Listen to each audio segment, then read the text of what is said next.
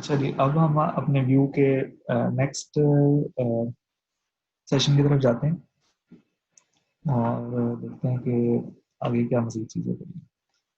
वो कहता है कि देखिए, शुरू का आपने बस कॉन्फ़िगर ही करना है चीज़ें, बाकी तो आसान है सारा। तो वो कहता है we already have something something, we have already created our very first view app.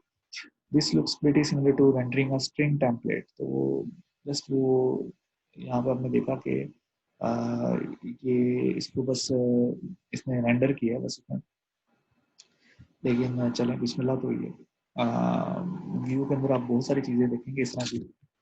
तो यहाँ पे जो इसने चीज़ें कही है ना कि ऐप डॉट मैसेज को आप डिफरेंट वैल्यूज करके देखें, तो ये नहीं मिलना अभी फिलहाल यहाँ पे।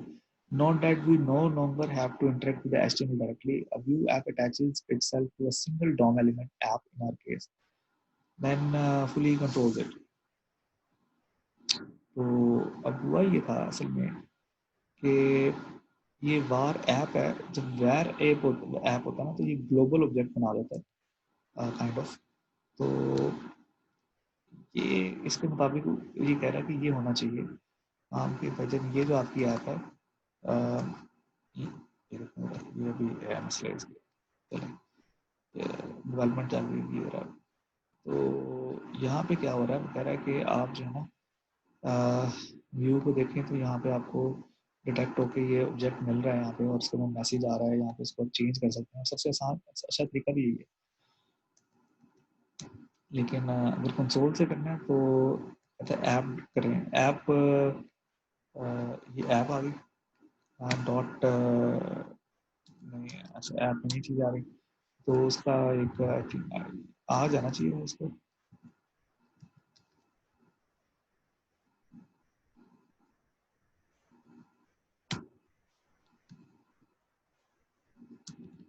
ऐप लिखा okay। अच्छा, उसका तरीका क्या है कि आप जो है ना फिर इसको एक ऐसा ग्लोबल ऑब्जेक्ट बना लेते हैं, विंडो डॉट ऐप। तो अब ये हर जगह से एक्सेसिबल हो जाता है। तो अब जो है वो आप अगर आप लिखते हैं यहाँ पे ऐप, तो अब आपको ये चीज़ यहाँ पे नज़र आ रही है। तो ऐप डॉट मैसेज लिखते नीचे देखें हेलो व्यू नज़र आ रहा है। तो ऐप डॉट मैसेज के अंदर आप चेंज करते हैं से DSA, तो अब देखें ऊपर चेंज हो गया, ठीक है ना। तो ये रिएक्टिव है, इस वजह से जो है ना अब यहाँ पे चेंज करेंगे तो यहाँ पे चेंज हो जाता है। चलें, बहरहाल ये था कोड में, आई थिंक ना इन्होंने थोड़ा चेंज किया, लेकिन डॉक्यूमेंटेशन आई वेरी सरप्राइज के साथ साथ अपडेट होनी चाहिए। तो अच्छा, not that we no longer have to अच्छा इंटरेक्ट विद इट। अब अच्छा यहाँ पे चेक करेंगे आप। वो कहता है कि लेट्स से ये आपकी ऐप है, इसको हम यहाँ पे कॉपी करते हैं और यहाँ पे हम जो है ना इसको इसके साथ कर देते हैं रिप्लेस। तो यहाँ पे उसने क्या किया, ये डायरेक्टिव जो है ना ये वी बाइंड का डायरेक्टिव है। तो वी बाइंड है, और तो इससे पता लग जाता है ये HTML का एलिमेंट नहीं है, एट्रीब्यूट नहीं है, ये वी बाइंड है। तो ये इसका नाम जो है वो मैसेज आ गया। तो अब मैसेज जो है वो आ, सिर्फ जस्ट हमने एट्रीब्यूट के साथ बाइंड कर दिया है। तो यहाँ पे भी फिलहाल ये कुछ डमी टेक्स्ट लिखा हुआ, यहाँ पे आते हैं। तो यहाँ पे क्या लिखा गया है कि नीचे, और एक काम करते हैं कि ना इस बारी हम क्या करते हैं कि लिखते हैं इससे ना न्यू। और मैंने ना इसके ना कुछ आई थिंक एक्सटेंशन की हुई है, इसमें से भी मुझे शायद हेल्प दे रहा है लिखने के अंदर। तो आपने ये सात चीज़ें करनी है। न्यू व्यू का ऑब्जेक्ट बना, इसमें पैरामीटर देने तो जेसन के जरिए। और पहला हमने जो लिखा वो EL है, और EL के अंदर हमारे पास जो है वो है हैशटैग ऐप टू के नाम से। ये शायद हमने ऐप टू लिखा होता है यहाँ पे, ऐप डैश टू है, ओके ऐप डैश टू हो गया। तो कॉमा डाटा, देखिए वही एट्रीब्यूट्स बार बार वही। और यहाँ पे मैसेज, और यहाँ पे हमने लिख दिया message this is the second. ठीक है, तो ये आपने डाटा लिख दिया और यहाँ पे देखें कि ये जो स्पैन है ये बाइंड हुआ हुआ है किसके साथ, इसके साथ। तो टाइटल का एट्रीब्यूट बेसिकली वैसे क्या करता है, अगर मैं इसको हटा दूँ यहाँ से, आपको दिखाता हूँ, क्योंकि एचटीएमएल पढ़ना भी तो एक रोल है ना। और टाइटल में लिखते हैं कि यहाँ पे simple HTML, simple HTML span title. तो यहाँ पे अगर आप इस, मैंने ये लाइव टेम्पलेट किया हुआ है, तो यहाँ पे देखें वो जो भी टेक्स्ट लिखा है वो आ गया, और माउस ऊपर लेके जा रहा हूँ तो आ रहा है सिंपल एचटीएमएल स्पैन टाइटल। ये नॉर्मल एट्रीब्यूट है। इसको अगर आपने एंड्रॉइड के अंदर उन्होंने क्या किया, वो एंड्रॉइड कह रहा हूँ, व्यू जेस के अंदर क्या किया हुआ कि इसको ऐसे लिख दिया यहाँ पे कि इसको वी बाइंड का डायरेक्टिव है, और इसके शुरू उसके बाद कॉलन लगाया हुआ और आगे वो जो नॉर्मल आपका है वो चल जाता है। जो एंगुलर है उसके अंदर एन जी के नाम से होता है। तो ये हर एक ने अपना रखा हुआ है ताकि डिस्टिंग्विश कर ले कि ये एट्रीब्यूट जो है ना, ये it's not a common attribute, इसको आपने कंपाइल करना है। तो अब नोट कीजिएगा कि मैं इसको माउस लेके जा रहा हूँ तो यहाँ पे आ रहा है this is the second app, जो कि हमने यहाँ पे रखा हुआ है। तो ज़रूरी नहीं है कि मैसेज जो है वो सिर्फ एज अ कंटेंट के तौर पर आए, वो एट्रीब्यूट्स के साथ भी बाइंड किया जा सकता है। ये बस इसका एक छोटा सा डेमो है यहाँ पे। और ये देखें यहाँ पे माउस ओवर करते हैं तो साथ में ये चीज़ आ गई। इसने यहाँ पे क्या किया हुआ है, हाँ ये देखें मैसेज में उसने क्या लिखा हुआ है कि सिंपल स्ट्रिंग की बजाय ना उसने यहाँ पे you loaded this page on plus new date dot to local string. तो जावास्क्रिप्ट के अंदर जो है ना वो आपकी ऑब्जेक्ट इस तरह बनाते हो न्यू करके ना। तो ये करंट टाइम जो है वो आपको रिटर्न कर रहा है। और आप नोट करो कितना इजी है ये। अच्छा, here we are encountering something new. The vbind attribute you are seeing is called a directive. ये डायरेक्टिव कहलाता है। मैंने आपको कहा था कि हर एक लैंग्वेज जो है ना वो अपने को डायरेक्टिव्स देती है। मैं आपको दिखा भी देता हूँ।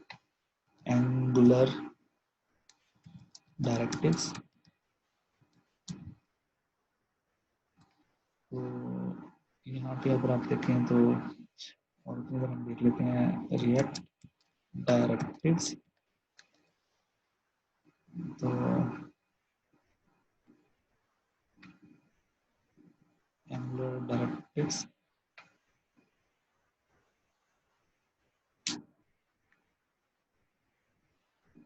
ये तो पूरा फ्रेमवर्क है। यहाँ पे आप देखो कि इसने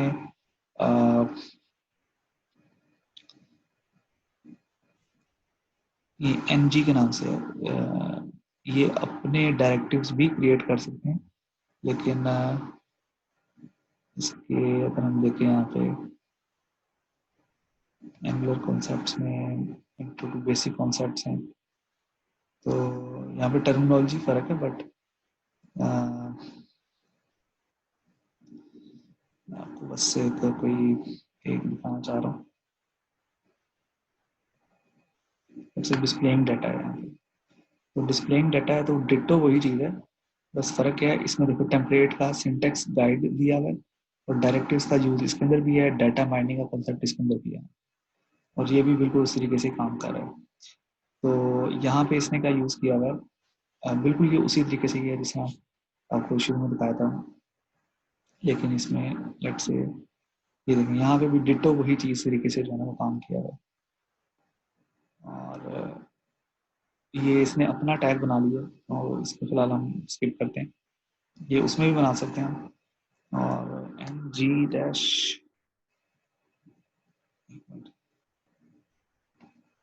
M G directive in angular,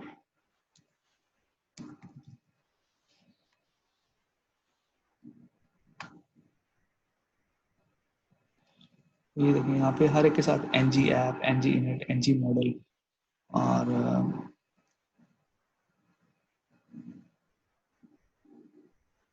ठीक है, तो ये वही चीज़ है बिल्कुल ना, एन जी इनिट हो गया, और तकरीबन ना सेम है चीज़ है ना। तो अच्छा,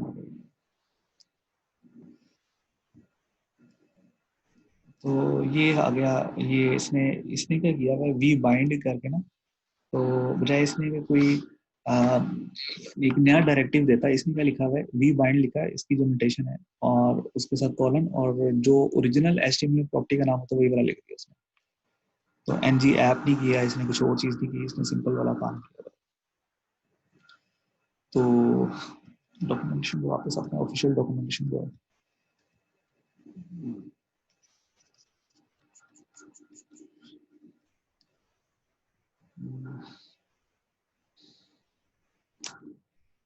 जो कि अपनी को नजर भी नहीं आ रहा इस टाइम।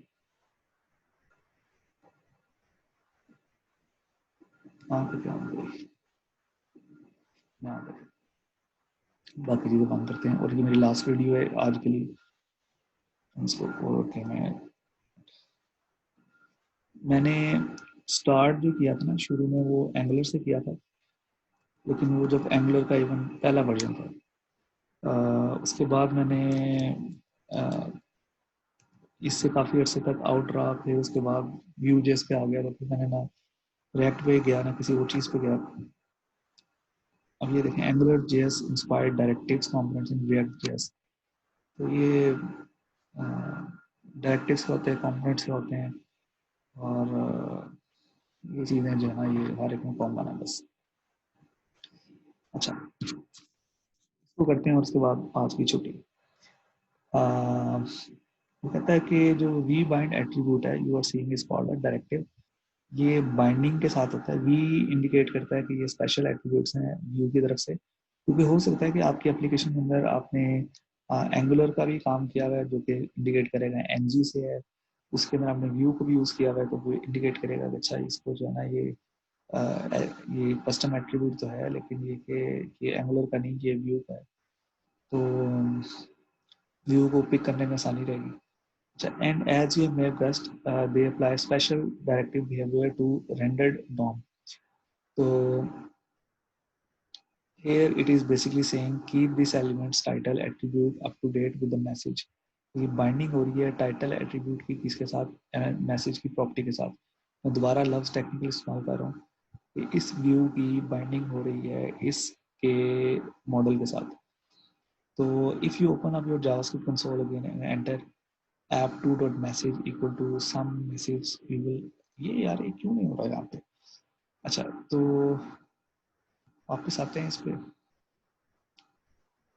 तो यहाँ पे कहता है कि आप अब लिखें app2 लिखें इस पे, तो जो कि नहीं आ रही यहाँ पे ना, तो क्यों नहीं आ रही यहाँ पे, हम इसका नाम क्या है, इसको रिफ्रेश किया, व्यू में गए, और व्यू में ये इसका नाम है इक्वल्स टू VM0। तो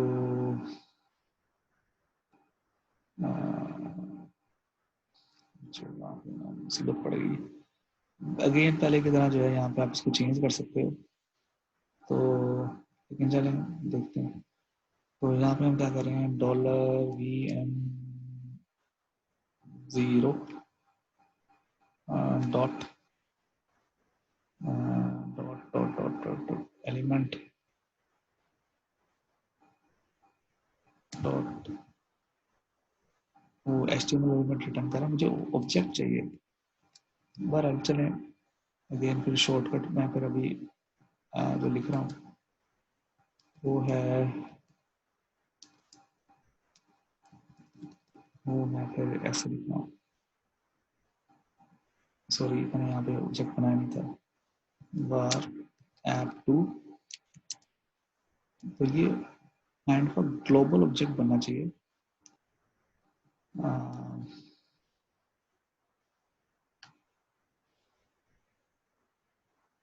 नहीं है, तो हम इसको कर देते हैं विंडो डॉट app2। तो आप कर लेते हैं app2 डॉट,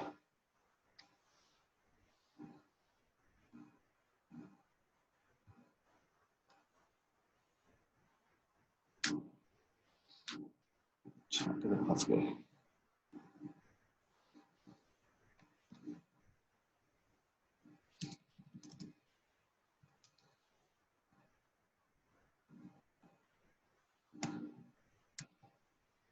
अच्छा वो नीचे प्रॉपर्टी आ रही है इसकी, तो आप देख सकते हो नीचे प्रॉपर्टी लिखी हुई आ रही है। मैं दोबारा लिखता हूँ तो ये अच्छा टाइम लिखता ही आ रहा है, तो मैं जैसे ही चेंज करूँगा यहाँ पे, ये हम कर चुके हैं ऑलरेडी, उसी टाइम ये चेंज हो जाता है, ठीक है ना। तो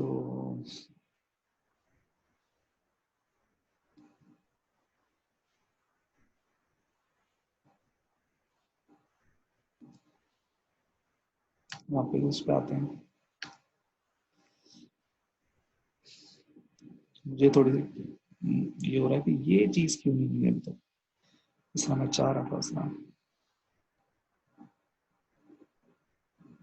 ये भी ना एक अजाब है, कि अजाब ये है कि जब आपको आदत पड़ जाती है ना कि चीज़ें आपने करनी है तो परफेक्ट करनी है, आ, तो ये आपको मसला हो जाता है कि यार ये फिर चला क्यों नहीं है, कि जिस तरीके से आप चाह रहे हो उस तरह क्यों नहीं चला, या इशू क्या आ रहा है।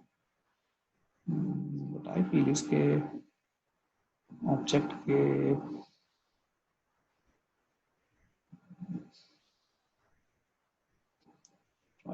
lessons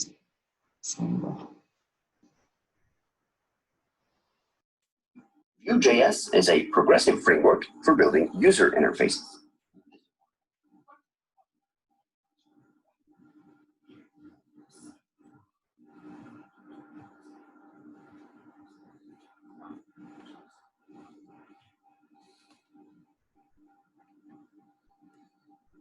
अच्छा चलें देखते हैं फिर क्या इशू है इसका। अच्छा बाकी के जो है ना वो कंडीशनल जो लूप्स वगैरह ना, फिर मैं आपको नेक्स्ट वाली वीडियो में बता दूँगा।